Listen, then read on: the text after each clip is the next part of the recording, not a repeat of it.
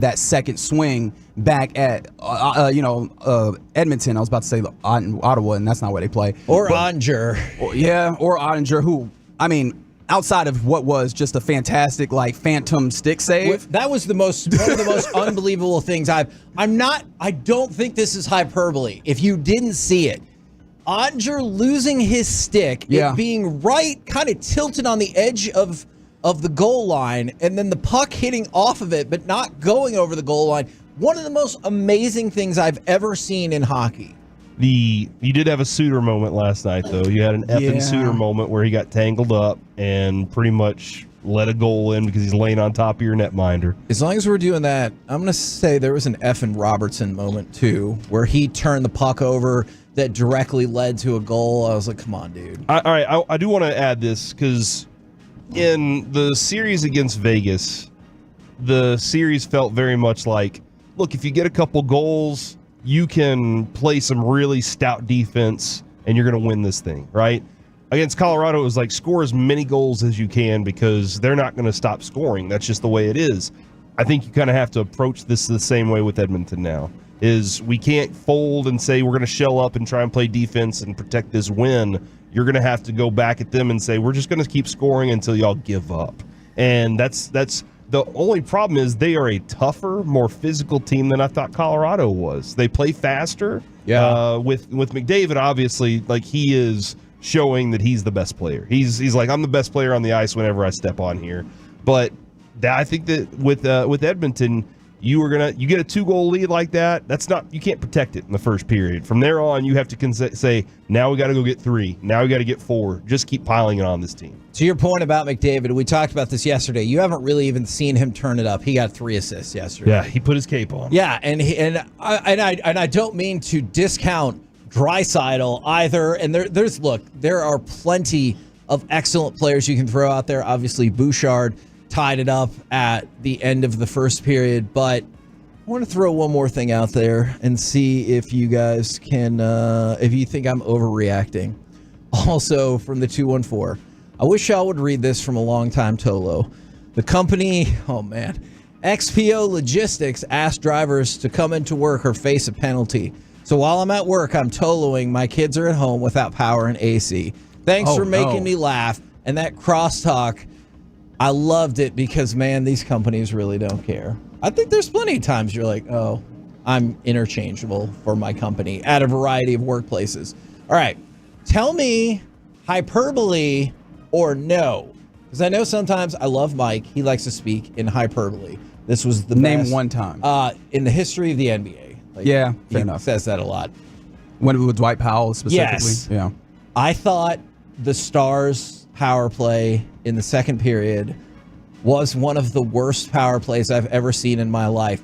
It legitimately looked like Edmonton had the extra man on the ice for parts of that. And it's not just because they gave up the shorthanded goal. And by the way, gave up another goal 10 seconds after that power play ended. They had no good offensive look in that run. I went to the garage to get a bubbly drink. Literally a bubbly. And lime bubbly. I imagine you were just getting champagne for the momentous occasion of the Stars playing hockey. Feels right. Mm-hmm. Kevin, a comeback in first goal of that is scored. I went, oh, dang. Walk outside to put the cover on the grill. Wait, why'd you go outside again? The first time caused a goal. Hey, come back in. Maybe it is me. Maybe it was me, and I should have just stayed sitting the entire time. But I had things I had to accomplish. And whenever I came back in, they were celebrating another goal, and I was like, what is happening right now? Can I ask I know it's not Friday, can I ask for forgiveness? I think I made a frustrated comment to my wife that she didn't deserve because our power play sucks. She walked in front of the TV right when they scored the goal. And I was like, why'd you walk in front of the TV right then? It wouldn't have changed the outcome of whether it does. Does Look, it? Jess, I love you. I think you're fantastic, and for my friend, you fit perfectly with him. You can't walk in front of the TV. You're not allowed to do that. Okay, and I'm not saying because you're a woman. I'm saying because people shouldn't walk in front of the TV. I don't think anybody thought that. Oh, okay. Yeah. I was just making sure I was clarifying. Okay, all right. I was just clarifying that part of it. Thanks. But when it comes, Lucy's done this. She's female too. Oh my God. Carter also has done this. Avery's done this. So they're boys.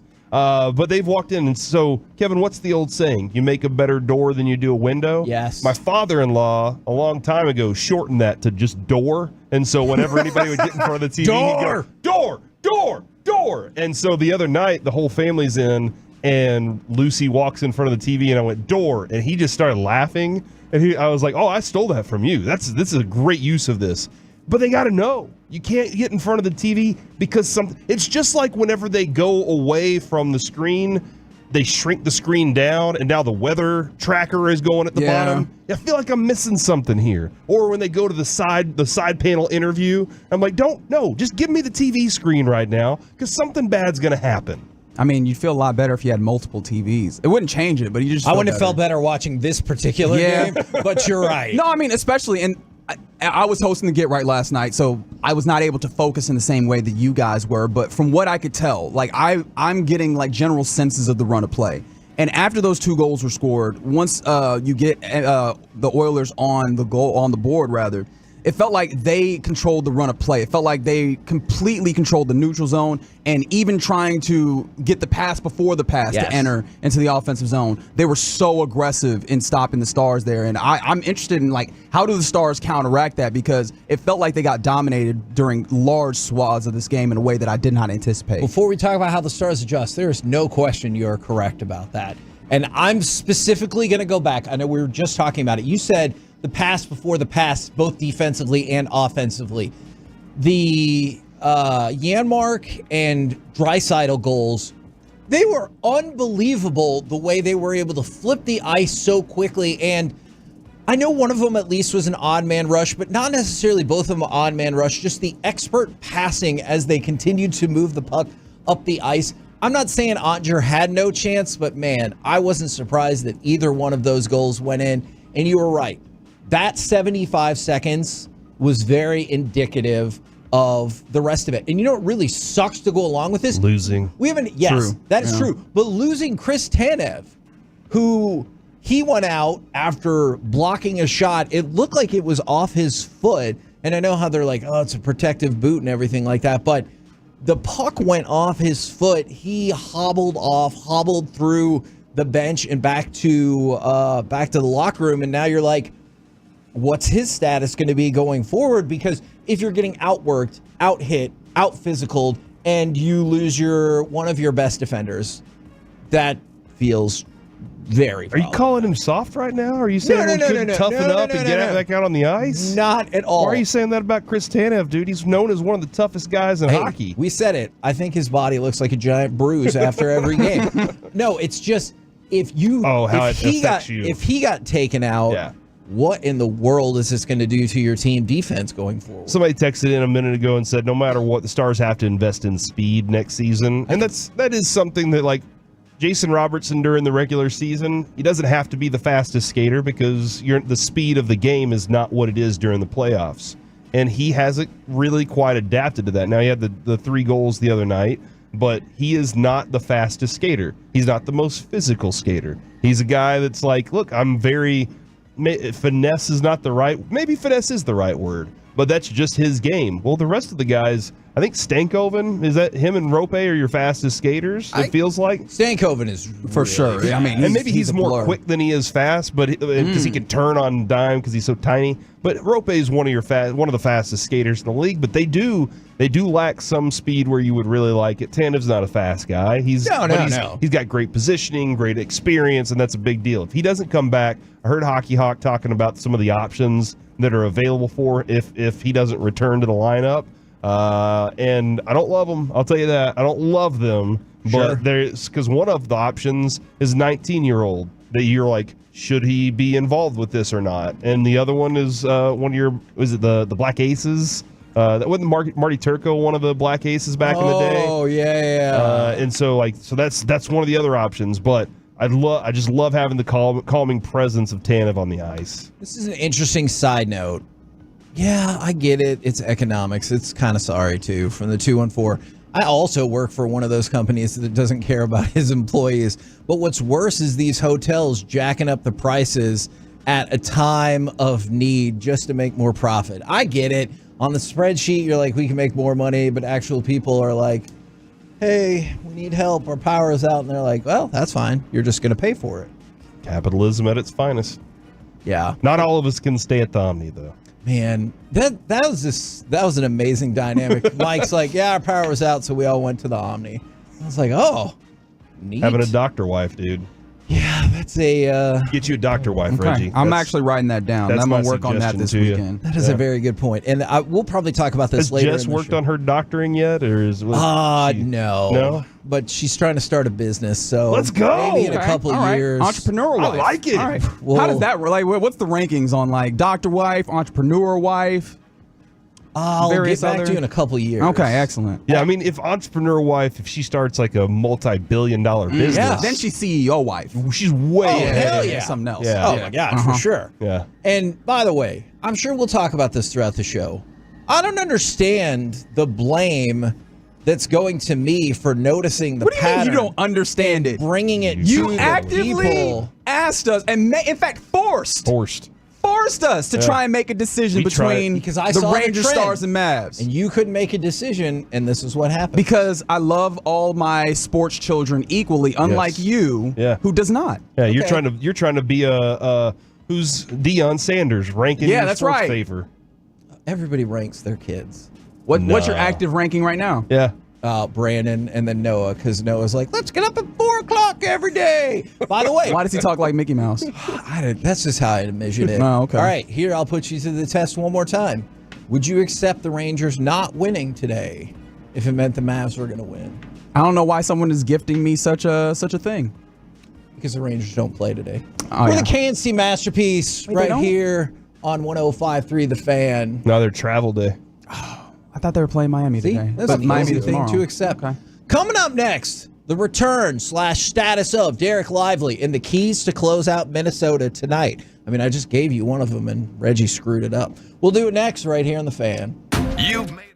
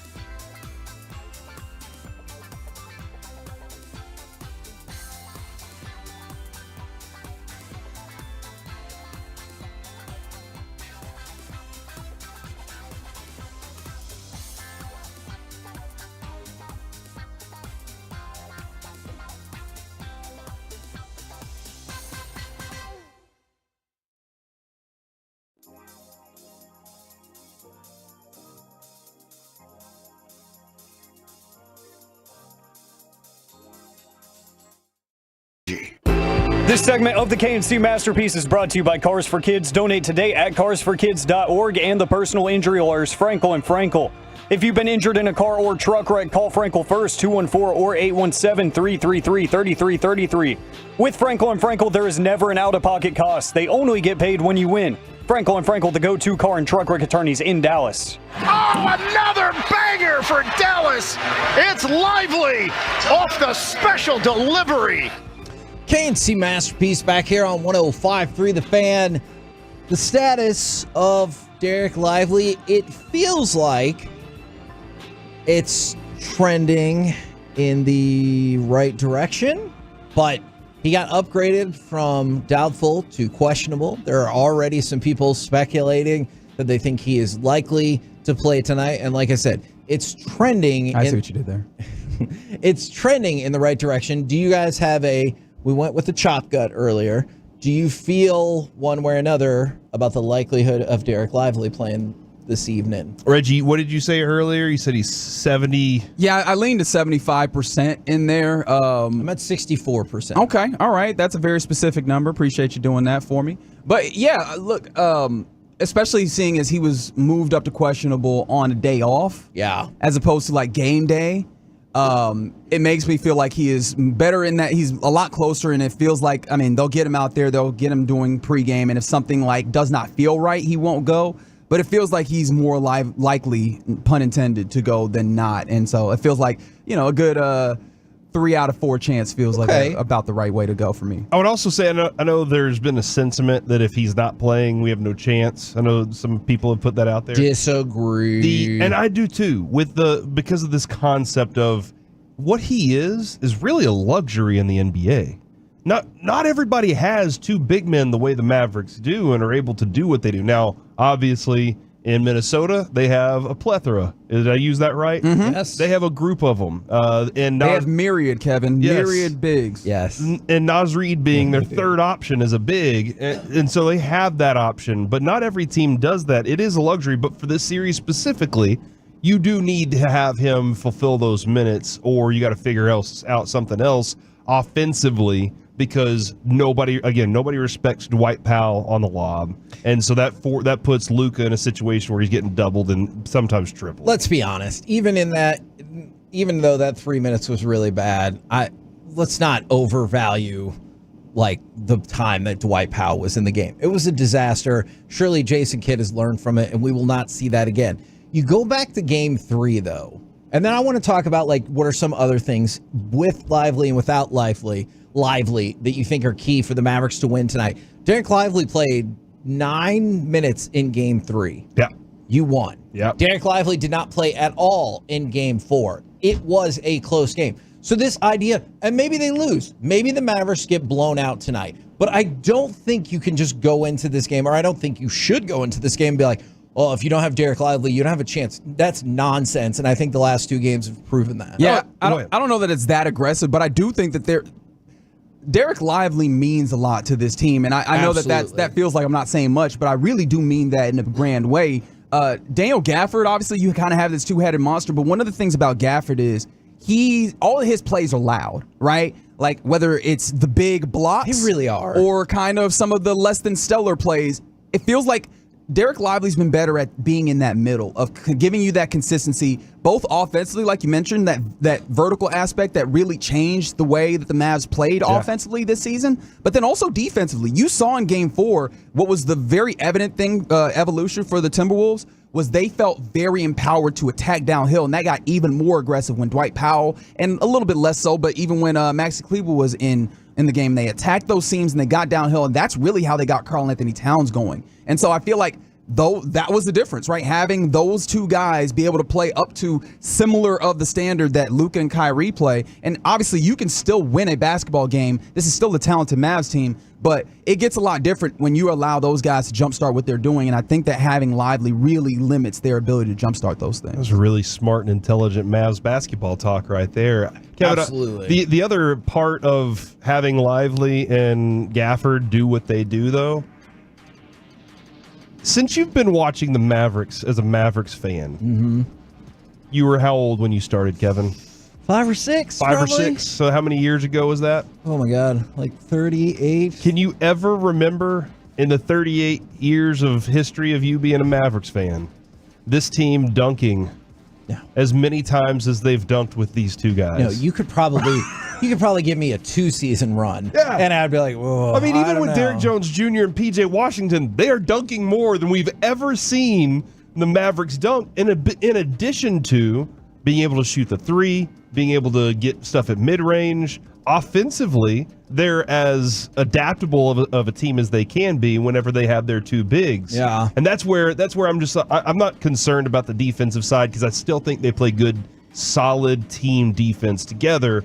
I'm afraid I got to figure out whenever I spell Gafford for those minutes, how am I coming up with my offense? What is it? Is it all because it did look more stressful on Kai and Luka because whenever Gafford wasn't on the court. I've got a couple of things I would like to see without Lively. Although, to be fair, with Lively, I would also like to see all these things. Okay, fair enough. I don't want to say, oh, if Lively plays, we're definitely going to win. That's the same thing. If Lively plays, by no means do I think it's an absolute cinch that the Mavericks will win or even close to that. There's two specific things. First of all, I'd like to see PJ Washington be a little bit more solid defensively. Now, I know you thought I might say shooting, but we're going to get to that for a couple of other people. I would like to see PJ Washington play a little better defensively. And then for Kyrie and Luka, you have to win the offensive battle with y'all and Kat and Anthony Edwards. They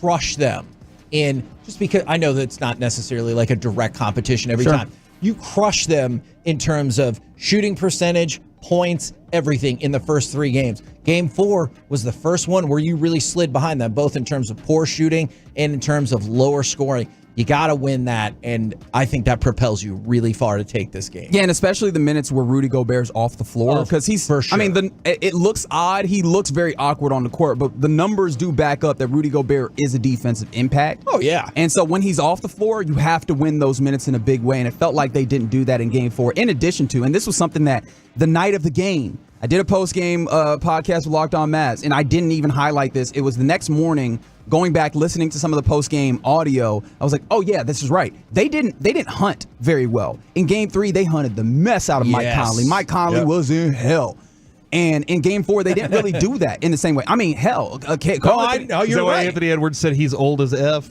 I think so. He was just giving I think so. I think that's why. Was it bite is what he calls him? But no, I think also Karl-Anthony Towns was able to be on the floor with 5 fouls for a significant amount of time, and I know you don't necessarily want to go out of your way too far and get away from what you do well. If somebody has 5 fouls, I might. But sometimes you need to go and be able to hunt that, and it felt like they didn't hunt as well. And so going and getting their matchups. In fact, Kyrie even kind of alluded to this in the postgame, talking about the idea that, getting to who they want to get to. And I think that they will need to hunt a little bit better. Go and find those matchups and then attack the weaknesses of the defense because there aren't a ton of them when you're talking about the Timberwolves. I think one of the other adjustments that Minnesota made, and Reggie, I'm kind of curious on how Kyrie approaches this. Mike's right when he says that thin, long guys don't necessarily give Luka a problem because they can't get position on him. He puts his shoulder into him, he pushes him around, whatever he wants to do with his butt, he can do it.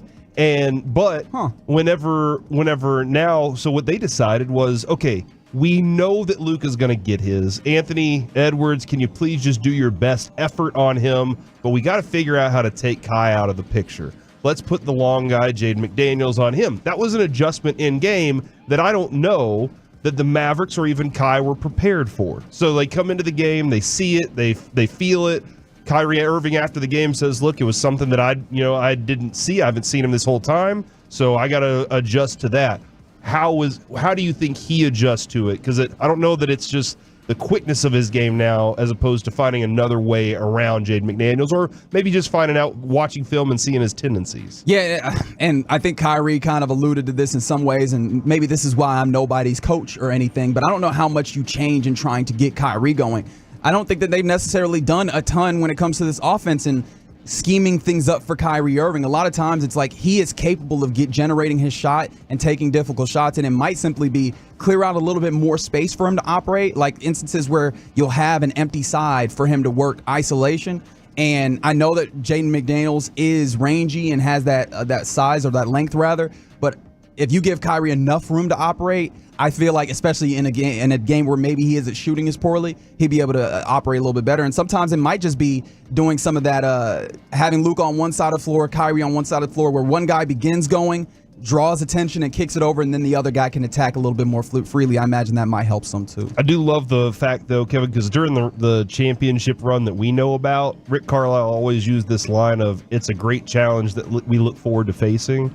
And Sure. so, when you have that mentality rather than, man, I don't know how to do this or whatever, it's a great challenge. That's what I heard Kyrie say. And so that makes me feel like he's going home thinking about answers. And I think that could be a huge solution tonight. This suggestion made because we're talking about things with Lively, without Lively, the Mavericks can do to close it out tonight from the 9-0-3. I think a huge determining factor for the Game 4 loss, Luka passed up way too many shots at the end. Sometimes I don't love that. Sometimes he might have recognized, and I appreciate the skill it takes to recognize, I don't got it tonight. And I know people will say, shooters shoot, you shoot your way out of a funk. But I don't necessarily think of Luka as a shooter. Like, he's an all-around basketball creator, but I don't think of him as, like, obviously strictly a shooter. I wonder if he was like, my shot's not falling tonight, 33%. Who can I facilitate to that maybe has got a better chance to drop it? Luka?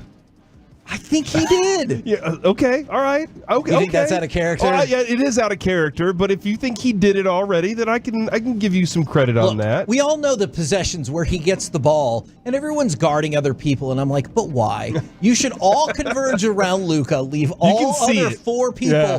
You're like, I know he's not going to pass. You know he's not going to pass. He's going to move back, find a check. spot, turn, take a step back, and shoot it just over your outstretched hand. It happens the same way On your face, every in single fact. time. On your face. It Yeah. pretty much is on your face. And when it goes in, of course it went in. Reggie, What's up? Grant Afseth Oh, yeah. Good guy. on Twitter has posted a video, and it says Derek Lively, neck sprain, is questionable to play Game 5, but is on the court during the Mavs shoot-around at the Target Center. So, On your face. on That's your right. face. Yes. You said he couldn't do it, Kevin. Uh-huh. Okay, well, somebody I do clown on a lot, Brad Townsend. True. He has come up with a clever hot headline with Lively out there, and it says, looking lively.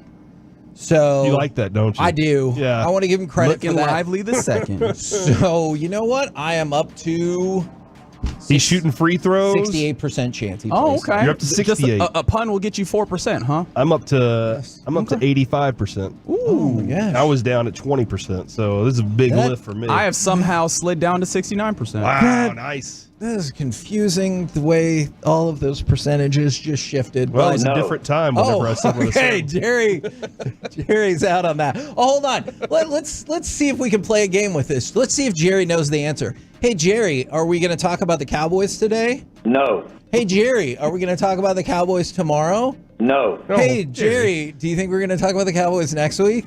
No. We probably will Yeah, talk it's a like, little that's Cowboys a little next presumptuous, week. Jerry.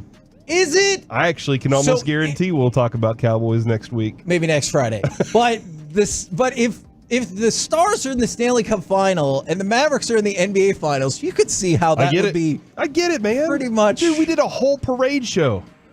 You remember the Just whole about parade parades show? in general? No, just, Yeah. we did all parades. And Oh. you're like, what's your We did it favorite the night feature? before the Rangers parade to get us ready That's for right. the Are parade. you more? Do you like the floats or do you like the Macy's parade where the big with like balloons? the balloons? Yeah. Oh, balloons are great, especially because you have the risk, or I guess the opportunity, depending on how malicious you are, of one of them folks that's holding the balloons, like tripping or something, like being carried away or something like Yes. that. Yeah, man. Yeah, or you I have would that, like to volunteer. I do not need to get paid. I don't care what the hours are. If we have a championship parade for one of these teams and there's going to be a giant balloon, I volunteer as to be one of the balloon string holders. Is that something you've always wanted to do? Dude, that would be awesome. That would be really What fun. balloon what should be the image of the balloon? I want, Snoopy? The Spider-Man one. Oh, the Spider-Man one is fun. a giant otter, right? Ah, yes. That's what I want. I like in what you're the doing. parade. There. That's good. Well, maybe not last night, but you know. We're the KNC Masterpiece right here on 105 through the Fan. Coming up next, it's time for Baseball Buckets with Corey Majors. Oh man, Corey Seager, this dude. It's great that he's a Corey. Next on the Fan. Sean Shreve here.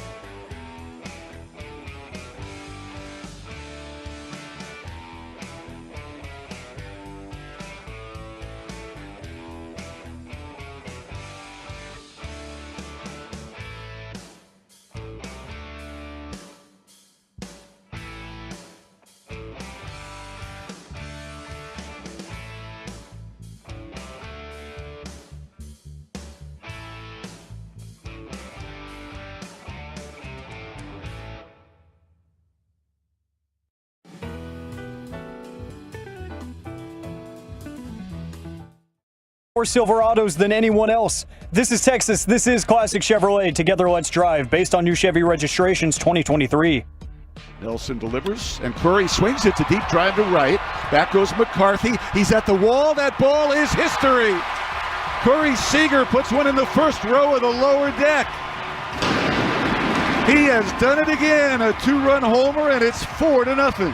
KNC Masterpiece right here on 105.3 The Fan. We got baseball buckets in just a second, but first, we're going to go to another Mavericks update from the Corey News Desk. Oh. What is Brad Townsend telling us now? Nothing official. Oh, man. Actually, I didn't see the whole video. This is a 20-second video of Derek Lively working around. What's the circle underneath the basket? The restricted area. The restricted area. Mm-hmm. He's right at the top of the key of the restricted area. And he's working both right mini hooks and left mini hooks. And Brad Townsend said nothing official until closer to tip-off, but hard to imagine him not playing. Just based on the work that he's doing. And, the other day whenever he was walking in, they were like, man, he looks shaky at best right now. Yeah. And what you're seeing on these videos, he looks good. If he's out there tonight giving you productive minutes, you're going to be very excited about what the Mavs are doing. Guys, 82%. Oh, I'm back down to 71%. Damn. We were doing so great. Very complicated the way you guys are going about this. Yeah, you have to consider markets, Kevin. It's a whole bunch of other things happening. What market? Stock market. Supermarket. What? Conversion rate. Thank you, What? Alec. I appreciate No, that. we're not going back to the conversion rate. Instead, we're going to baseball buckets with Corey Majors. Your attention, please, ladies and gentlemen. Now batting with baseball buckets, Corey Majors. Buckets. Thank you very much, Chuck Morgan. Always appreciate you. Supply chain, Kevin. What? Dude, it's been a long time since we've talked about the supply chain. And we need to. We've neglected our duties. What? What are As we out of right sports now? radio host? That's right. Well, okay. Great. What time is that segment? Right now. Oil. 215. Your thoughts. Don't worry about it. Okay. We're gonna be all Really right. great for making eggs. What kind of oil do you use? Canola oil. Yeah. Sometimes some EVOO. What do you think would happen if you ran out of gas and you just dumped some canola oil in there? I don't have a clue. Car's Let's try gonna it say Cano way, dog. out. No. Okay. I appreciated it. No. Shoot or shoot. Dane Dunning last night, 5 innings, 3 hits given up, 4 walks, which Kevin is very furious about, 6 strikeouts. He's a strikeout pitcher now, Kevin, as you know. Yes, I did know that. And that was something that I was like, I said this year, I was like, what if he turns into that? And we were like, nah. And yet, Here we are. there you go. Leclerc gets an inning in there as well. And then we get the win, 6-1 over the Diamondbacks. But Kevin and Reginald Hi. and You don't Alec, want to talk about the pitching, do you? the biggest story right now is Corey Seager doing Corey Seager things. Another home run. That is now 8 home runs in 8 games. Is that good? That is Yes. fantastic. And they're not all consecutive because one, he didn't have a home run, and Right. then the next one he had 2. Yep. And he was like, whoops, my bad. Yeah, sorry about that, guys. And that being said, he had 5 home runs through the first 43 games of the season.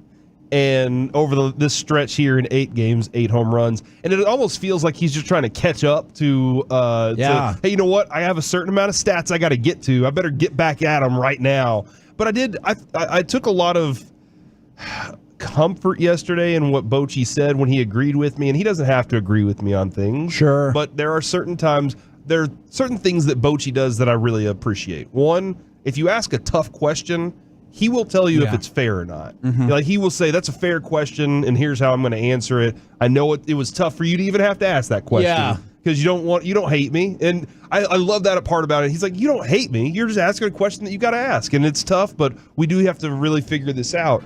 But whenever I asked him yesterday about, look, what was it that you saw that was coming along for him? And Bochy said, yeah, it was the strength. Once he didn't have the spring training that he needed, his body, he had a surgery in the offseason, and when you're recovering from a surgery in the offseason, your body is going to have to work on getting stronger. And when you're dealing with that groin area, we all know that, your groin area is a problem. And that's where all the strength, like in your swing, You're right, comes it from. is. Ain't that right, Kevin? Why are you laughing, Kevin? Because I was thinking childish things. Why are you doing that, My man? Why are you apologies. doing that? That being said, Reggie's over here just egging it Sorry, on, back too. to serious groin talk. His strength is back, and it's pretty clear that there was nothing wrong with him, like mentally, and he wasn't shook, he wasn't broken. He just needed to get back to Corey Seager, and here we are. Okay. Agree. No, I feel a butt coming. No. Just, I need you to hear all of that. Feels like it's going to be a big butt, Agree. too. Are you going to hope that more non-home run hits start to trickle in addition to the home runs? It will. Okay. It will. Corey Seager just hit his whole goal is hit ball hard. But he's gotten a ton of walks in this period, too. You know, and the other thing, too, that Boch pointed out after the game is, look, it's great if he's doing his thing. But then the guy after Josh Smith has to get a hit. And then, then this guy's got to get on. Right. In order for us to put runs together in innings, it can't just be one dude going up to the plate and doing that, which is one of the reasons I'm glad Marcus Semien took his break a little bit. Kind of, freshens things up, give guys a different rotation, some things they got to go through. But he's right about that. In order to do it, it can't just be one guy. This team is not built on one guy. They didn't win a championship with just Corey Seager hitting home runs. Adolis was at the top of his game. Josh Young did some things to impact the games as well. Semien finally woke up. There were guys getting on base that mattered. Everybody stepped up in those moments that they needed to. That's how they won a championship. And they had some pretty solid pitching from two guys, one of them being an Arizona Diamondback now. That being said, How great was it here yesterday to hear Boch talk about how awesome Jordan Montgomery is, though? They wanted him. He loves him. They understood the situation. They understand the situation. Did you hear what he dropped in there about the weight, too? Uh-huh. Because supposedly the Rangers might have been concerned about that, and he was like, yeah, he's dropped some weight, too. Yes, it was. I have no idea if that was on purpose, but it kind of felt like he's like, I told you. And also, like, when you're going up to, I imagine from Montgomery's side of it, when you're walking up to get your ring from a team that didn't pay to get you back, is there a little resentment in it? And at first, there looked like he was just kind of like, okay, I'm here. And I think Bochy said something to him, and then you could see his shoulders kind of drop, and he let his guard down, and he was like, I'm gonna cherish this moment. I'm gonna look at this ring. I'm gonna be out here. He looked happy. Corey Seager is just the 5th player in Rangers history since 1972, Kevin, to homer 8 or more times over an 8-game span. You're going to feel like, do you have the list? I have the list. Okay. I also have the list. Do you? Yeah. Okay. I was really hoping you didn't. You just made that kind of exclamation. But I'm glad you have the list. So, like Kevin, this is on you now. Juan's got to be on that list? Wow. Juan Gonzalez is not on that list. You already messed it up, Kevin. Ain't that?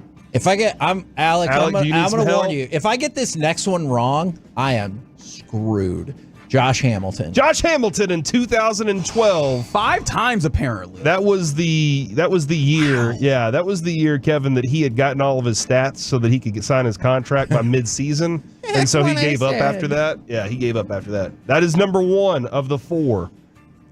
Do you know any of the other ones? I think you do. I mean, you definitely know them. You know them. I'm going to go with You've interviewed at least 2 Rafael of them. Palmeiro. Rafael Palmeiro in 1999. I'm going to go with his contemporary that we just switched out sometimes. Will the Thrill Clark. No. I thought you were going to say Harold Baines. That would have been wrong as well. Oh, Correct. You looked really excited for me to say I love Harold Will Clark. Baines. Yeah, I Yeah, love just Harold any time Baines. to mention Will Clark during a show just gets Corey happy. Yeah, and Harold Baines. Both of them are people I loved. Pudge. No. Son of a... Alec. Pudge was a doubles hitter. Dude, there big was swingers. a time, Yeah, though, think of big where he swingers. was cranking I some get it. home runs out there. But not Joey Gallo. There it Look at is. that right I had there. a great hint ready for him, too. What was the hint? He just impregnated somebody we all Yeah, I know was going to about. say that he was going to have Mark Davis's baby. Well, and see that's why when Reggie said big swingers, it made a little bit of sense, right? Oh my Exactly. God. There is no factual evidence Triple that entendre. girl was hooking up with Mark Davis. Might be a quadruple. I don't even know. She said she showed up Shout to a out Kendrick. game once. Is there empirical evidence that she didn't? She said she didn't. And I believe women, Corey. You're right. Last but not least, Kevin. Lance Parrish. What? Larry Parrish. Larry Parrish is incorrect. This man followed me on Twitter last week for no reason. Wait, really? Yes. This is awesome. That's awesome. Have you DM'd him already? No, I'm scared. Okay, fair enough. Touche. This is interesting, but I don't know how helpful of a hint that is. Okay. He's an eccentric guy. You might go squatch hunting with him. Right. Jose Canseco. There you go. go. Jose Canseco. And Kevin, he's also the 5th player in Major League history to hit 8 or more homers in 8 games when appearing at shortstop. I'm not going to try and put you through that test, but Trey Turner, Gleyber Torres, Troy Tulowitzki, and Leo Cardenas in 1966. Reality show. So, what? The Cardenas? No, that is not a reality show. That is not one. No, not Pete Incaviglia. Are we playing Name a Ranger right now? It's Is that what's annoying. happening? It's annoying, show. right? When you finish the list and people are Uh-huh. like, I have further guesses. Well, keep guessing. I'm perfectly okay with it. And that's baseball buckets, ladies and gentlemen. We're the KNC Masterpiece right here on 105.3 The Fan. Let us know in the break if you thought Corey was about to say, and that's the C block, ladies and gentlemen. almost did. very Coming sure up that was next, we will talk about the debacle that was the Stars game last night. We begin our Super Stars content block with Joey Erickson next right here on The Fan. The North Texas.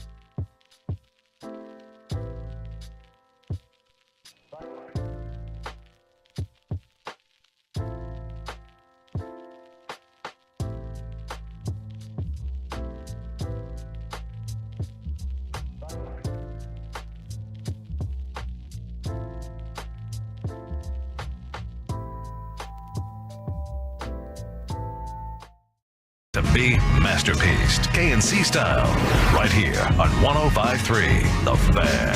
KNC Masterpiece right here on 105.3 The Fan. We're going to sprinkle in some NFL. Jalen Waddle signed a 3-year, $84.75 million contract extension with $76 million guaranteed. So you continue to see a lot of big-time receivers, but not the biggest-time receivers, get their contract extensions just quite yet. Now, I'm going to fire off a positive highlight to make it feel like something good happened. Cut number 2, we asked for the Stars to start out well, and they did. Terrific chance. Drop on the dunk, score! 2-0 Dallas! And then the rest of the game was terrible. And because of that, we bring in our hockey expert, wedding connoisseur.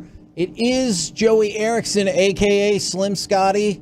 Good morning, sir. Good morning to you, Kevin. That game absolutely sucked. Was that the worst of the playoffs? Yeah, probably. It's up there. I thought they had a real stinker against Colorado. I can't remember. Maybe that was game 1. But Edmonton was the better team in that game, hands down. They outshot them. They outblocked them. They outhit them and pretty much did everything better than Dallas outside of the first 6.5 minutes. I'm still figuring out who to blame, whether it's you, Kevin, or Jess for walking in front of the TV. I'm still deciding on where I'm going to lay the blame, or maybe even Corey for stepping outside. I don't know. But you saw that the whole power Hagelin play. family. Yes. You saw that power play. They were terrible. They were going to give it up no matter who walked in front of the TV. Yeah, you have to give some credit to Edmonton. Their PK has been really, really good so far.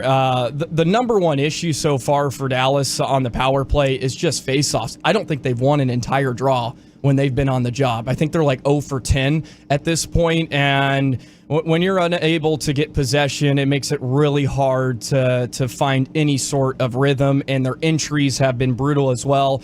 And that's also a credit to Edmonton. They're very high pressure on the point of entries. They attack, and they force Dallas into a lot of negative plays, whether that's fumbles, coughing up the puck, whatever. And yeah, they've been great. And it's not like this is just a case for this series. Edmonton has been fantastic all postseason long on the PK. And then that shorthanded goal, it felt like the dagger at the time. Even 5-on-5, it looks like the Stars can't get anything together once they get into the zone, and that's not what I'm used to seeing with this team. Yeah, they're struggling to find their forecheck, and they're struggling to just get their arms around Edmonton in general. And I thought Reggie, the speed? Yeah, I thought Reggie made a great point. That's right. Earlier about how Edmonton just started dictating play, and Dallas just was unable to start dictating play. They're more just reacting to whatever Edmonton's doing. And Pete DeBoer now is really going to earn his paycheck. He's trying to juggle up the lines. He's trying to find something that will get the offense going. And I mean, yeah, it's been a struggle, but it's been great hockey. This Western Conference final has been insane. Just with the momentum shifts in general, like both sides just take turns just beating the crap out of one another. Yeah. and when one team gets going, it's just the other can't find a way to stop it. It just all snowballs. And yeah, it's been a lot of fun. And I mean, no better time to be a hockey fan. I think this is one of the best Final Fours in a while. In terms of like top heavy quality. Yeah. And I think all 4 of these teams have a really, really good shot of winning the Stanley Cup. And Edmonton is a team that, of course, obviously has a generational player, and they're not getting the best goaltending right now. So can they pull it off in a best of 3 now? Okay, you brought this up, and this is something that we talked about quite a bit yesterday. Would you, like, let's say you got to build the team, or you had the team and you got to pick which one you wanted. Would you rather have the generational player or the great team? Because you look back at it like Crosby, he won 3 cups. Yeah. Ovechkin, he finally won a cup. But it's not like every single year, hey, it's dark outside again. Yeah, the rain has gotten here. It's not like every single year you're like, what can you do? They have the best player. You don't see that time and again. Like, no disrespect to any of the individuals, but I always thought about like the Chicago teams as they have great players, but that's a great team. Would you rather have the great team or the generational player? Yeah, it's a tough question. I would usually side on the air of having the better team, but obviously having a generational talent certainly helps. And McDavid can make up for a lot of weaknesses that Edmonton has, and they already have here in this series. Skinner doesn't have a save percentage over 900. He hasn't necessarily been great. No, he's not very good at all. And you also have to give credit to Edmonton where they could have folded so easily. That was a must-win game for them because they can't go on the road in Game 5 down 2 games to Dallas. That is lights out. And they could have folded. And also Dallas missed an opportunity. They had a chance to completely bury Skinner and the Oilers. If they put 1 or 2 more on them, he's probably getting pulled. Because you saw that last series? Yeah, his confidence is eroded. They're probably not going to start him in Game 5, and then you have the ability to close it out on home ice. So I think both sides missed an opportunity. Edmonton probably feels in Game 3 they should have won after completely destroying the Stars for an entire period.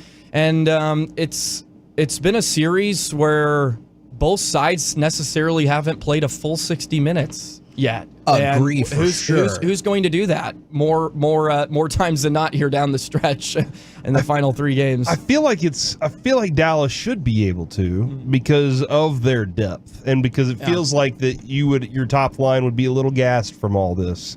But I don't see there's no signs that Edmonton's gassed at all right now. Yeah, for me, I think the difference right now is the bottom 6 for Edmonton is outplaying the bottom 6 for Dallas, and that just can't happen. I would not have guessed that. No, not at all. And the Stars are going to have to figure out something here if they want to win down the stretch. And then you have to add insult to injury with Chris Tanev. Is he going to be able to go? Because look, I don't have to be the first to tell you that's going to be a significant loss if he's unable to go the rest of the series. And I hate to be blunt, but I don't know if they can win this series without him because you are going to be very, very vulnerable on the back end without him. He's our Derek Lively. Yeah. Right? Like, you see the similarities in terms of, hey, they can provide something to get the offense going, but realistically, they're going to do some dirty defensive work, and they're going to provide you with something that otherwise you don't really have. Yeah, and you don't have the best options to replace him, and you can't really fill that void. As much as I want to sit here and there's next man up, you can't replace what Chris Tanev does on an everyday basis. But I will say this, he's a tough SOB, so I'll believe it when I see it that he's not playing in Game 5 because he's one tough cookie. Your options are Derek Pouliot, who played 1 game in the National Hockey League this season. He played most of the year down in Texas in the American Hockey League. Your other is Liam Bichsel, who is very, very talented. He's very, very young, and he's never played a game in the National Hockey League and played most of the year over in Europe. And then your other is Niels Lundqvist, who we know is a liability at this point and was barely... And that's why they weren't using him. They were running 5 defensemen because he was barely eclipsing 5 minutes a night. So, they don't have a ton of great options. So I'm curious to see what Pete DeBoer is going to have to do if Tanev is not able to go. So, yeah, man, there's a lot of question marks. Wow, Joey feels like the weather right now. Yeah. He's come in and just really rained on our parade. We don't need another Tuesday morning. I woke up to sirens. I did not enjoy that. Yeah, that wasn't a great morning. Yeah. Did your power go out? It did not. Fortunately, yeah. We just got blocked in by a couple trees on the alley, so it was really tough. My dad had to go out there. I didn't. And move some trees around. I'm useless, so I sat in the house. Not useless, because you give us great stars analysis, but... That's a good point. That. Otherwise, he just let you know. Useless in other facets. Yes. But when it comes to that, all right. And so this is something we're probably going to dive into even more tomorrow. But I'm just curious then. I get that the series is even. We all understand that. Can we still say I think the Stars are a better team? I don't think so. Because I think Edmonton has probably played better than Dallas in the 4 games. Yeah.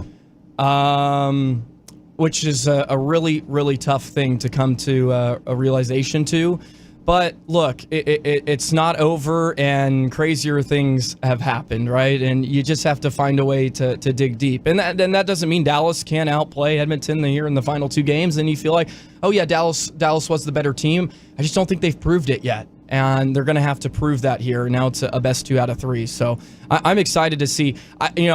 After Game 4, my immediate opinion was whoever wins Game 5 is going to win the series, and I still have that inclination after sleeping on it for a night. I just feel like this Game 5 is going to be so important. Just like this upcoming election is the most important of my lifetime, Kevin. Right. Game 5 is going to be the most important game of my lifetime. Anybody who tells you this is the most important election of your lifetime, just quit listening. The last 3 elections have been like They that. can't all They be are- the most they're the most important. important. Very Absolutely important, Kevin. can. What do you mean? Thank you, Reg. Yeah, it's like, yeah, man. Kevin, this show is the most important show of your lifetime. No, it's not. As of right now, it is. It was the I'm overnight glad it show came we on did. today. It's not, it was the overnight show we did when the Rangers won the World Series. That was the most important show That's a of good our counter. lifetime That's pretty until we fun. run dual parades for these two teams. What do we make of Jake Ottinger's game? Because I realize you look at, I know one of them was an empty net.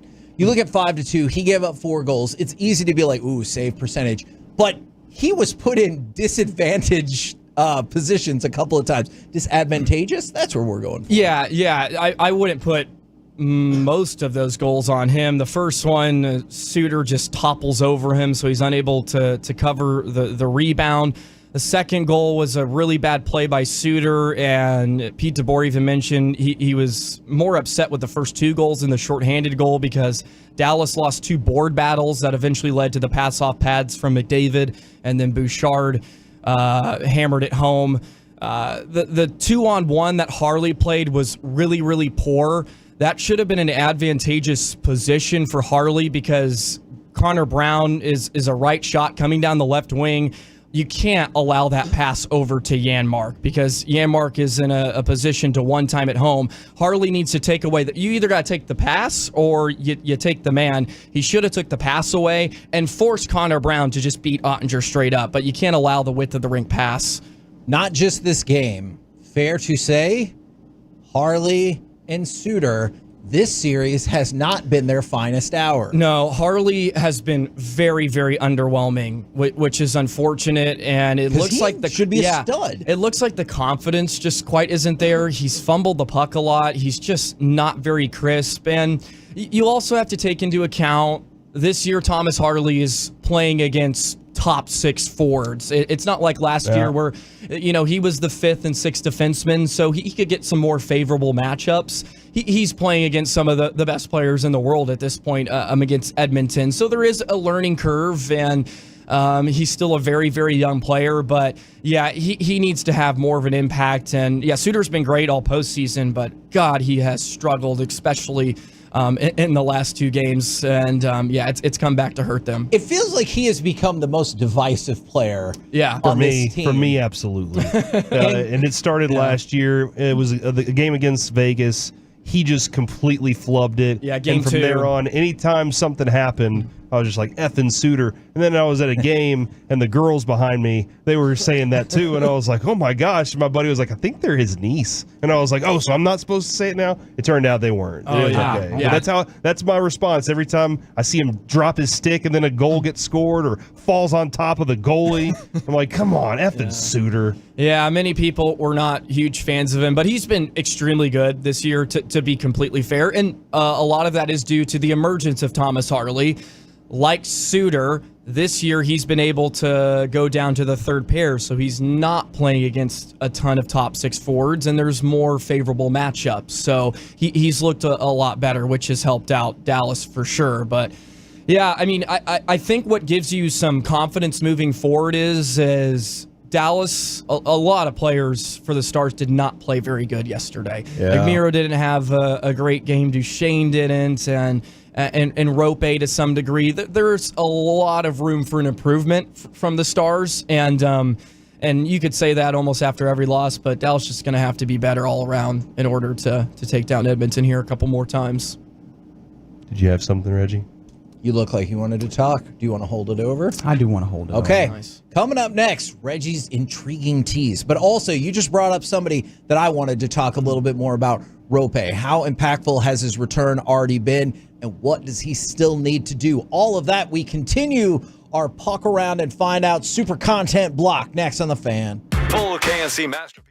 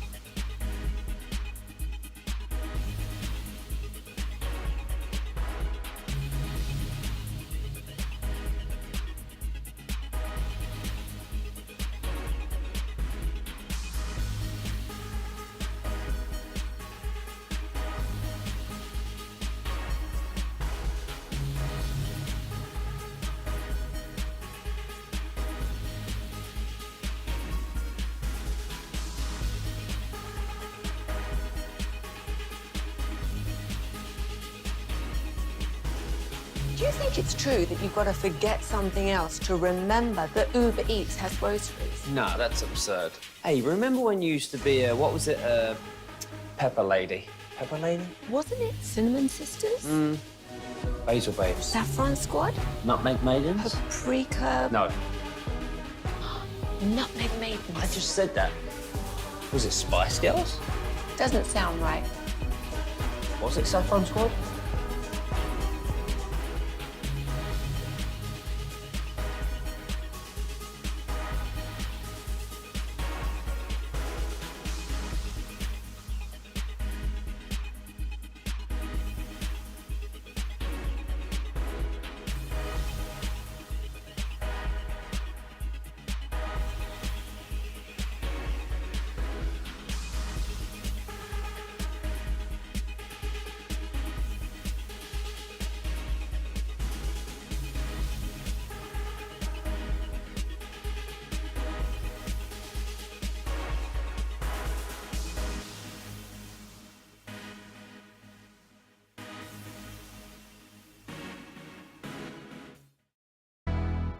This segment of the KNC Masterpiece is brought to you by Window Nation and the personal injury lawyers Frankel and Frankel.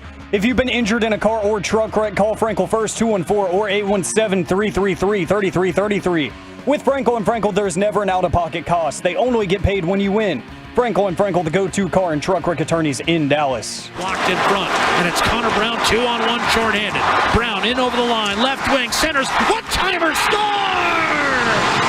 Matthias Janmark has given Edmonton its first lead of the night, 3-2. Yeah, I bet they won too. It was 5-2. The series is tied 2-2. We've got Joey Erickson, aka Slim Scotty, in with us. I wanted to talk a little bit more about. Janmark used to play for us, Kevin.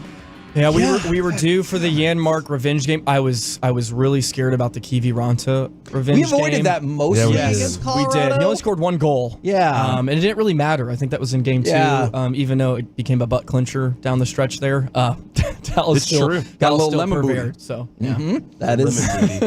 Because I understand. Yep, puckered up. All right.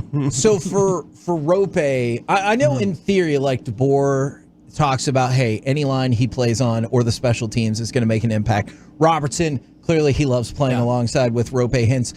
What have you thought about, well, maybe yesterday and the game before, and then just the potential that he brings back to this team?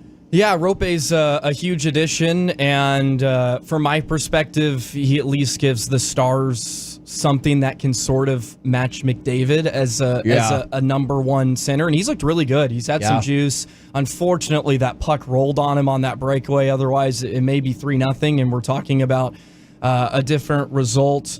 But he obviously opens up a lot of time and space for guys like Jason Robertson, and he was the benefit of it of Game 3. The amount of pressure he puts on a defense just with his speed and skill opens up time and space for Jason Robertson. As you mentioned earlier, if there's critiques to Robertson's game, it's his foot speed and it's his physicality. Have you been impressed at all? Just real quick on that. It seems like he's done a much better job at blocking the puck in the playoffs than ever before. Yeah, and he made a couple spectacular defensive plays yesterday as well, early in that first period. And this isn't a knock on him as his of his postseason in general, because he's been really good. I mean, he's a point per game, but they needed him to score that hat trick. I mean, it was his first goal since Game 5 against Vegas. They needed him to find the back of the net. And Rope creates time and space for him, which allows Robo to get to the spots and areas that he needs to get to in order to score goals. Also, it helped out. Edmonton didn't defend quite well in Game 3. That second goal Robertson had, there was like 5 blue sweaters in front of the crease, and somehow it plops to to Robo, and he just whips it home on the backhand. But yeah, Rope is obviously a huge addition, and he's looked really, really good. I thought he could be the difference in this series, and hopefully that is the case moving forward, because he's the Stars' best skater, and he's arguably the most important piece for Dallas here in this series. That segues into a conversation that we were having, and we all have kind of different answers. Who's the best player on the Stars? Because you look at Edmonton, and you can say, Connor McDavid. I feel like you could do the exact same thing with all due respect to Makar. I feel like you could do the same thing for Colorado. Who is the best Stars player? Because I would say Rope, but I think there are a couple of different answers here. I would go with Miro. I just think he's that important on the back end, and he kind of is the straw that stirs the drink. But Rope's the best forward for Dallas, so I think it's really a toss-up. Could also get in there? Yeah, I think you could throw him in there. Whenever he decides I'm ready to do that, he just looks like a different player. And unfortunately, it pains me to say this, Jamie Benn and Tyler Seguin have probably been two of your top 3 forwards in this series.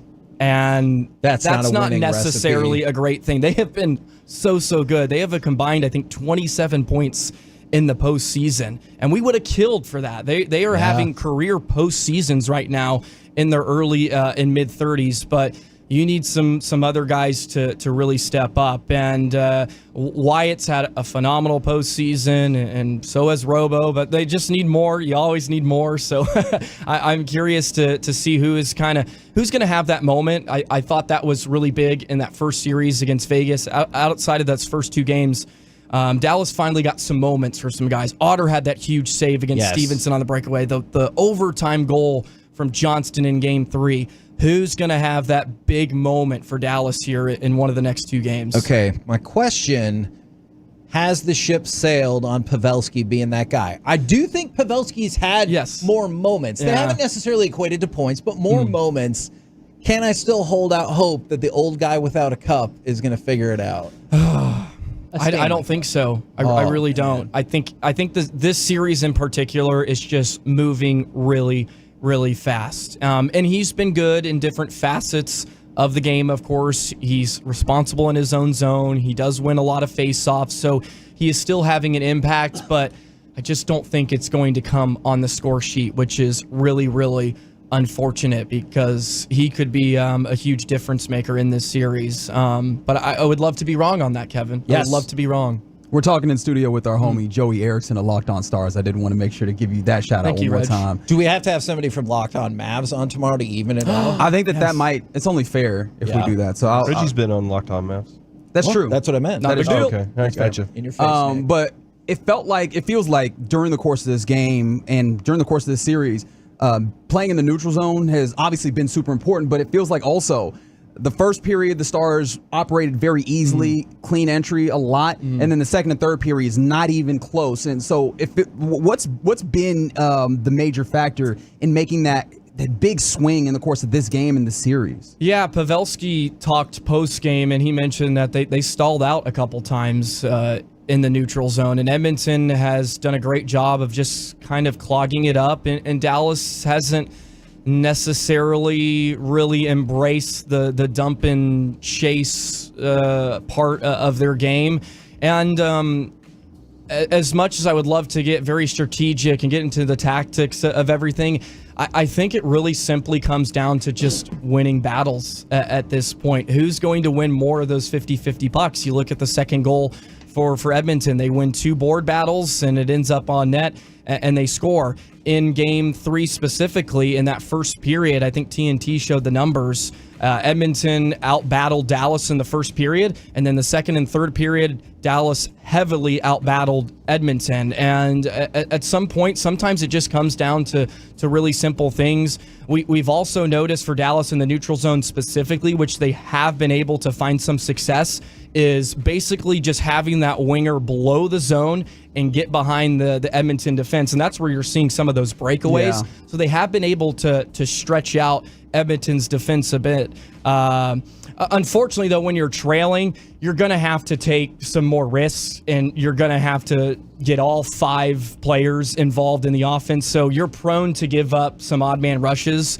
But that's just the nature of the game. When you're down by 2, you have to find a way to conjure up something. So you're going to be more prone to giving up some of those odd man rushes. And that's why it's important for Dallas to get out to a lead and hold on to it the best they can. But that doesn't feel like it's going to be the recipe in this series. You're just not going to be able to slow down Edmonton. They're going to get their looks. It's not like Vegas where you can almost just hunker down and hold on for dear life. It's just not going to happen. I felt like it was closer to Colorado, where it's just like, just keep pushing, try to wear them out that way.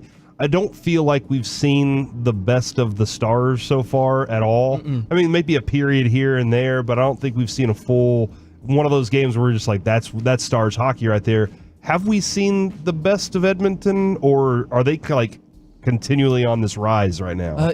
I think we've seen the best of Edmonton in terms of the results. Okay. I think they're thrilled that this series is tied at 2 games apiece. And they said they were thrilled when it was tied 1-1. Yeah. I think you also have to feel that both teams pretty much did their job, right? Edmonton started the first 2 games on the road. They earned a split, and Dallas did the same, right? You get home ice advantage back. But I don't think Edmonton has played their best full game, and I don't think the Stars have as well. Okay. Even in the wins that Dallas had, I mean, game 3 was probably their best in terms of what they played a good 45 minutes out of 60. Yeah. And I would give them like a B, maybe B- for what they did, which also brings some comfort knowing that they haven't even played their best and they're still finding a way to stay in these games. They just really need to tighten up the hinges, tighten up defensively a bit. I think they've turned the puck over a lot. Yes. They've had a lot of giveaways. And I think that's something, if you know, you're a part of the club, you're thinking, look, a lot of this is self-inflicted wounds, guys. Like, we can clean this up and we can be right in this thing. From the 817, just to show where people are at here, Joey, it's 2-2. We aren't freaking out, are we? No. And then 2 minutes earlier, from the 214, Stars fan here, but I know it's over, and the Oilers are winning this series just purely because of the power play leverage they have. So I'm much more towards I'm not freaking out, but I understand the trouble on the power play. Yeah, but that's interesting to mention that because coming into the series, Edmonton profiles statistically as the much better power play team, and that says a lot considering because it felt like the Stars were good on the power play themselves and special teams in general with the kill as well. They haven't done jack on their own. Yeah, I was like, that's been even. It's been a 5-on-5 series. No, it really has, and that was something that was going to be important for Dallas in this series is not to get into penalty trouble, and that's what also makes the series kind of bonkers. I feel like both teams have kind of played the game that they want to play for most of the time. It's just who's going to take advantage of those opportunities. But yeah, if the game's played mostly at 5-on-5, you think that would benefit Dallas, right. But it really hasn't come to fruition. But I do know the more power plays you give Edmonton, they're going to make you pay. Like McDavid and Draisaitl are eventually going to capitalize, unless Otter just puts his stick on the goal line for the rest of the year. He may should do that. Just somebody did ask. They said, "Can you ask Joey what he thinks about McDavid 0 versus Ottinger stick 2? Do you agree with that?" Yes. All right. I think Ottinger should just start throwing his stick around. That actually would be a penalty, but no, that was hilarious. That's hilarious. How many times does a goaltender lose his stick and it ends up in the corner and then he gets scored on? But this time it's right on the goal line, perfectly placed. Maybe they should think about that for like empty net situations. Like before you leave, just, I dropped my stick. That was unbelievable. I would have been so mad if that happened in I don't know Dallas. if that was going in. It looked like it was maybe going to hit the post. But for our sake, let's just say it was going in. So what a stop. What was your prediction going into the series, and have you revised it? Because I said Stars in 5, so I've had to revise. I said Stars in 4. Did you? Okay, yeah. Well, my ego wanted to say Stars in 5, but it's never easy with the Dallas Stars, and it's never easy this time of year. So I went Stars in 6. And I haven't revised it as of yet. I'll obviously have to revise that after Game 5 if they lose. But I think Dallas can still rattle off a couple. Edmonton still has to win. I mean, including last night's win, they had to win 3 out of the final 4 games. It's really, really hard to do against the Stars. Even if Chris Tanev is out of the lineup, there's a lot of pride. there's a lot of pride in this group, so they're going to find a way to make it tough. And I think Dallas is going to be a really, really tough out. So I'll stay with Stars in 6 for right now. And if the Stars do win, obviously Eastern Conference Finals 2-2 as well, hotly debated going into that series. What do you think? Who's going to prevail in that one? So I'd pick the Panthers initially in 7. Yeah, Panthers are intriguing because they just beat the crap out of you and they just want to literally destroy you for as much as the time allows. And they've tried to beat up New York. Both phenomenal netminders, like 2 of the top 3 goaltenders in the National Hockey League, in Bobrovsky and Shesterkin. I think New York's going to prevail. Okay. I think it's going to be the first time since 2013 that a President's Cup trophy team makes the Stanley Cup final. So I'll give New York the edge with Shesterkin because I think he's playing better than the two netminders as of right now. But those President's Cup trophy teams don't usually win. They do not. Yeah, it's very tough. So you're saying he's wrong? Okay. And No, Canadian teams I'm don't saying- win as well. Exactly. So even if Edmonton makes it, they're not going to win. Dude, if Edmonton played the Rangers in the Stanley Cup final, I'd be like, oh, well, one of these narratives is going to have to go just a little bit. Well, Kevin, a very important question came in, and this is, we know that when you're predicting series, this is something you have to consider. So, Joey, I'll put this to you from 806. Have the Oilers outswagged the series, the Stars? That's a good question. Crucial. That's important. Maybe they have. Oh, no. That's a good Yeah, question. they one of the Oilers yesterday because Darnell Nurse, I don't know if you saw that, was getting a lot of flack from Edmonton's media, and yeah, one of the players after the game was like, everybody and their dog's coming after Nurse, and it's well, I mean, it did go off his rear end and in, so he was -2 in the first 6 minutes of the game. So I really hated that little situation he had with Rope on the board over there, where it was just real They weird. look like kids fighting on a road trip. Yeah, You know what I mean? exactly. That's exactly what it looked like. Yeah, Jamie Benn needs to muck it up a bit more. Let's we need muck some it up. intimidation factor. Go in there, crash some heads together, see if Edmonton's ready. And how much do they want to win this series? Okay, I do hate. It's like it's about who wants it more. I was like, I bet they both really, really want to win. could see it, Well, though, when- I don't know. Yeah, one of them has 3 reelies in there, though. Yeah. Yeah, Well, that is You just true. have to figure out which one. that is a fair counterpoint. Where can people find you besides when you show up here? You can find me on Locked On Stars. It's available wherever you get your podcasts and on YouTube as well. There's a nice video element, so I'd really appreciate the love and support there. I'm almost to 3,000 subscribers. This is a shameless plug, so Nice. let's continue to grow the brand. And I do want to say a huge shout out to all of DFW and all the Tolos that have kind of jumped on board with Locked On Stars over the past few months. It's been phenomenal. Everybody that's sauced me a like, sauced me a comment, or anything, it's been fantastic. So I've really enjoyed it and appreciate all the love and support from DFW, baby.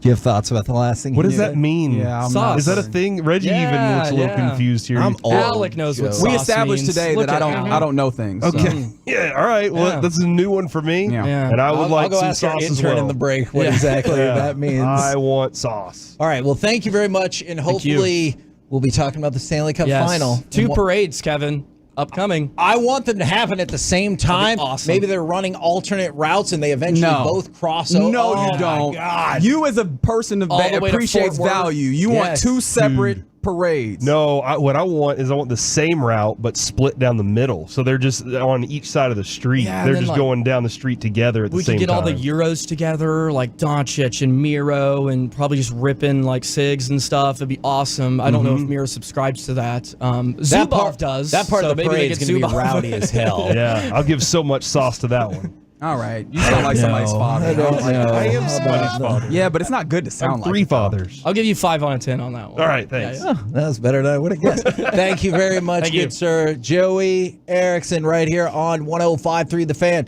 Coming up next, it's time for My Buddy's an Idiot. Does your friend have a terrible sports or pop culture opinion, or did they just throw their glove into the stands? We'll talk about it next right here on The Fan. Coming up in the next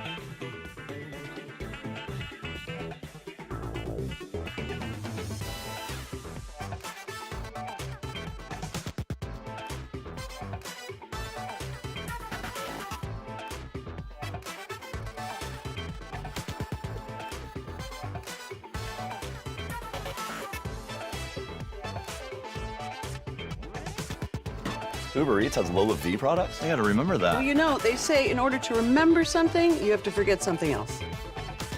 Okay, now that is a very cute haircut. That's like a little shag. I've never seen it before. Well, I mean, of course you have. It's the Rachel. Oh, is that your name? No, I mean like your name. No, I'm Jen. My name's Jen. Right, but I just mean like this is your haircut. But that's hair on your head. I'm not saying this is your hair. Okay, freaking me out a little bit.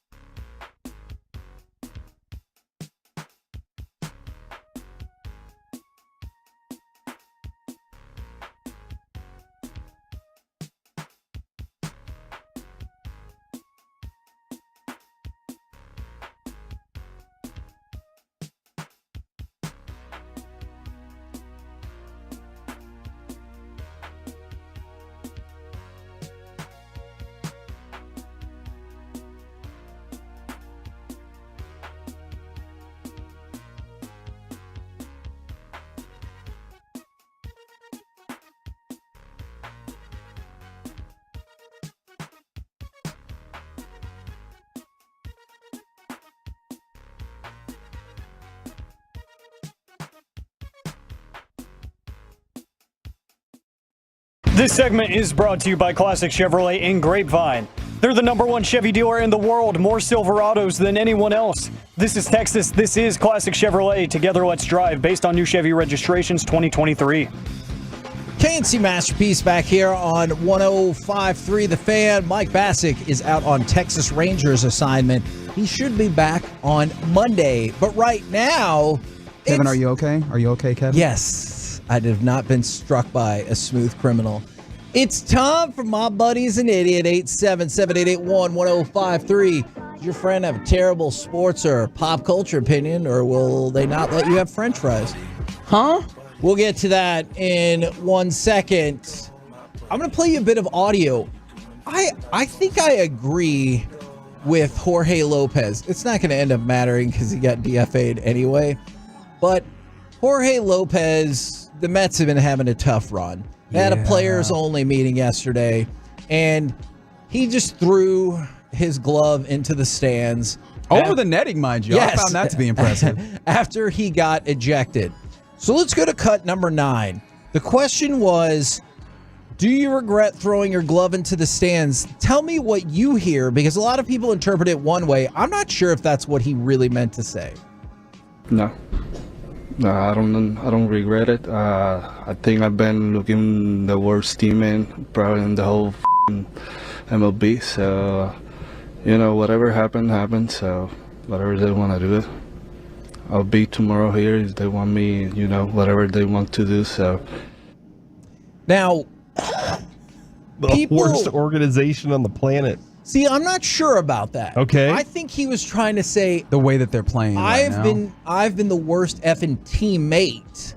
I thought is maybe we play that one more time because you're right. That is how everybody has categorized it, and he's like, no, that's not what I was trying to say. No, I don't regret it. I think I've been looking the worst team probably in the whole MLB. So. I'm with you. Yeah. Yeah, and I even using the word looking there, like I looked like that. Yeah.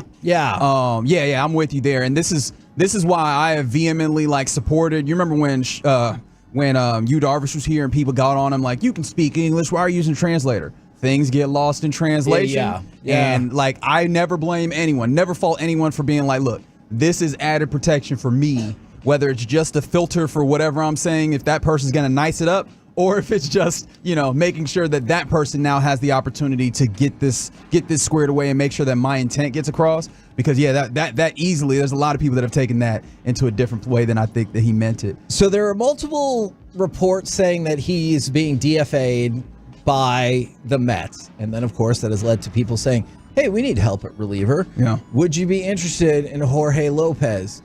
Probably not. His ERA is not terrible. It's a sub-4. But his whip is almost 1.4, and he's got 19 strikeouts versus 11 walks. So that goes into his whip, obviously, but he hasn't been great. And I realize the counter is, who in this bullpen besides Kirby and Robertson have been great?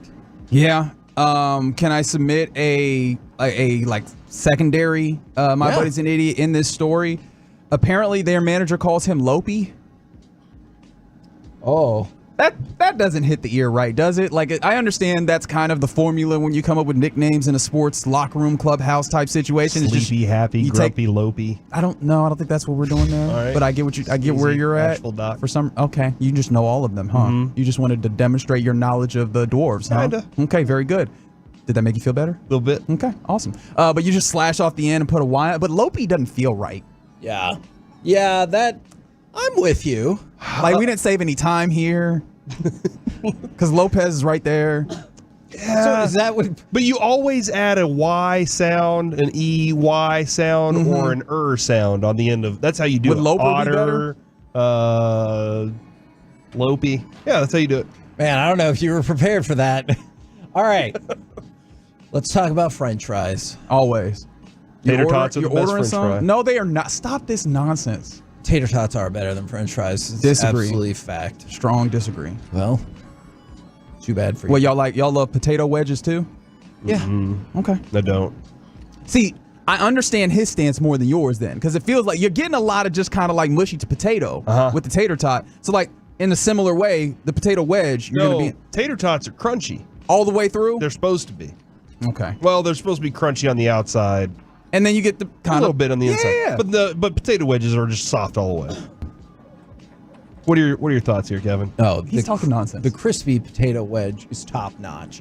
It's like that cookie that has the hard outer part, but it's soft in the middle. Delicious. Those are okay. Delicious. Crinkle cut fries are the best fry. You just have bad fry opinions. All right. Well, so do the Olympics. Okay, good. Because they said you get no French fries in the Olympic Village. It's being called the biggest restaurant in the world. It's a 700-foot-long former electrical power plant that's being converted into a restaurant. First of all, that's weird. I think we should acknowledge that, and I don't know if that's where I would want to eat. But also, they said no French fries for you Olympic athletes. Makes sense because they don't want to discriminate from all the other countries. But it's in France. Yeah, but they're just trying to point out, look, we are France, and we don't want to be like, hey, host country here, we have the name French fry. Although I don't think they call it French fries in France, right? It's just French fries here. Isn't that? Isn't that the approach on that? I have no idea what the hell. Text in if you know the truth. Man, I got thrown off, Corey, because it says, don't worry, we'll have French cheeses a blanket of veal, and blanket is spelled Blanquette. Of course. Wrong. There's no other way to spell that. So you can have the veal where we torture the baby calves, but a French fry, no dice. Yeah, I think they're just going to be fries, Kevin. I think that's what they're saying is we're just not calling them French You fries. can have pommes frites. Are they saying What'd that? you call me? Are they saying that there's too many carbs in fries and that the Feels like you would athletes let the Olympic athlete to decide for themselves. Be like, hey, you made it this far. Yeah. Do what you got to After do. you're done with your event, you're finally finished. You go back to the Olympic Village and you're just like, man, I haven't had a fry. Yeah, they need in 9 months. Yeah, this is nonsense. They need to be able to carbo load for all the big activities they're going to be doing and the events in the Olympics. I get what you're saying. That's right, because it's the Olympic Village. Let's go to sex. That's right.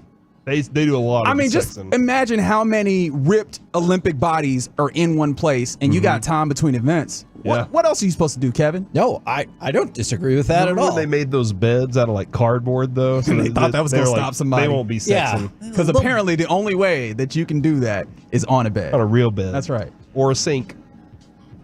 What? Or a table. Or a washing machine. Or just standing up. In a boat, I feel one-legged. like if you do it on a washing machine, that's lazy because you're not really doing the work.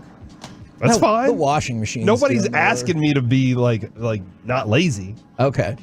Let's go to Oklahoma. We didn't get a chance to mention this a couple days ago. The high school announcers that forgot that the mic was still on when they were talking. We did not pull the audio because it would just be a whole bunch of bleeping. This is what they said during a high school soccer game. I'll do the best I can. Quote, my mind kind of flicked the kill me now switch at about 30 minutes in to this match. If they just keep kicking the damn ball out of bounds and missing passes all day, I might as well just go home. I just want to do a header off the top of the press box. Unfortunately, it's too low. It wouldn't kill me. It's they aren't even trying to pass. They're just chucking the ball down the field. A little technique would be nice. What the hell are they teaching these kids? And you're like, well, that's not good. But we continue. Oh, my gosh. Oh, there's more. Oh, and it's about to take a hard turn. That was okay. All right. No, that was the better part. Oh no. In terms of, I don't know, it was probably less offensive. Maybe it wasn't. I don't know. Quote, a bonus thought of calling high school soccer games. Girls soccer for high school? The soccer moms. No. Baby, up top. That one facing us? See if she can. Did they high five? Yes. Yes. Yes, they did. Oh, no. See if she can tear it the F off. I can't see the legs, but I can feel the ass from there. Oh, my From here. gosh. Go ahead and mark that. Yeah, Damn appreciate it. that. Thank you Yeah, very man. much. Thank you. No. Son of a gun. Jeez. Kevin, can you sit down for me? Hold on. These dudes said all this in a commercial break?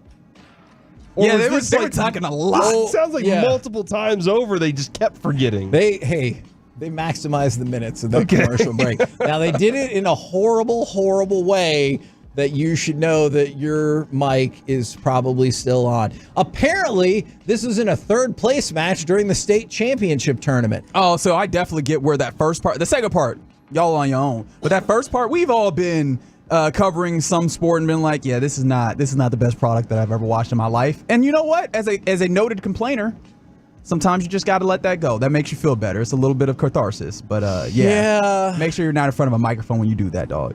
Yeah, so not good on that front. Just He remember, said she could tear it off. yeah, What is the it that we're talking about? I don't there? know. her top. He meant her Oh, top. gotcha. That is Okay, I didn't 100% know. what he was talking about. That is interesting. We're the KNC Masterpiece right here on 105.3 The Fan. Coming up next, the importance of Luka's defense the last 2 months and how it could lead to an NBA title. We'll do it next right here on The Fan. Commercial-free KNC? Delicious! Spend your lunchtime commercial-free. Afternoons beginning at 12:20 on 105.3 The Fan and the Odyssey app. Presented by Comerica. This Odyssey Sports Minute is sponsored by Bosch Power Tools. What hard workers deserve. This is Andrew Perloff with an Odyssey Sports Minute. There are plenty of famous mugshots in sports, but years from now, Scotty Scheffler's might be the hardest to explain. The Louisville police dropped all charges from a May 17 traffic incident. All we're left with is an image of Scheffler in a police-issued orange shirt. The fact that he was on the golf course a few hours later makes it even more surreal. We'll move on, but it's still one of the strangest sports stories in a very long time. I'm Andrew Perloff. When it's time for a brake job, go with a solution that delivers one of the smoothest and most quiet rides on the road.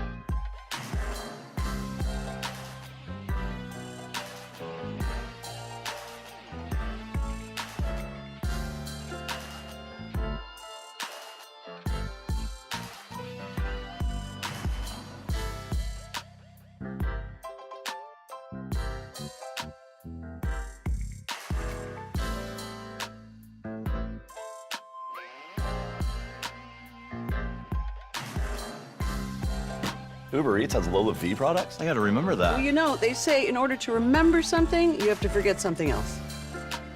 Okay, now that is a very cute haircut. That's like a little shag. I've never seen it before. Well, I mean, of course you have.